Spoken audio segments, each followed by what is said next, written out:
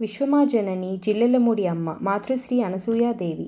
లోకంలో జ్ఞానులు అరుదు. అందులో జన్మించే సమయంలోనే జ్ఞానులైన వాళ్ళు ఇంకా తక్కువ. అలాంటి వారిలో రాజరాజేశ్వరి అవతారంగా భావింపబడే జిల్లెలమూడి అమ్మ అనసూయాదేవిది విశిష్టమైన స్థానం.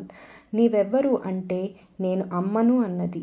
నీకు మీకు అందరికీ అన్నది. నేనిప్పుడు ఎలా ఉన్నానో పుట్టినప్పుడు అలాగే ఉన్నాను.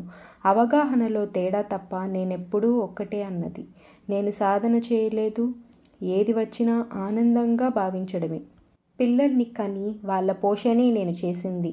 మీరే నా పిల్లలు, మీరే నా దేవతలు అని విశ్వజననిగా జిల్లెలమూడి అమ్మగా లోకంలో ప్రసిద్ధురాలైన మాతృశ్రీ అనసూయాదేవిది ప్రపంచానికి జ్ఞానోర్జస్సులు వెదజల్లిన భారతదేశంలో ఆంధ్రప్రదేశ్లో సాహిత్య సాంస్కృతిక రాజకీయ వ్యాపార కేంద్రంగా విలసిల్లే గుంటూరు జిల్లాలో విజయవాడ మద్రాసు రైలు మార్గంలో బాపట్లకు 13 కిలోమీటర్ల దూరంలో ఉన్న జిల్లెలమూడిలో ఆ ఊరు కరణం గారి భార్యగా ఉన్నది.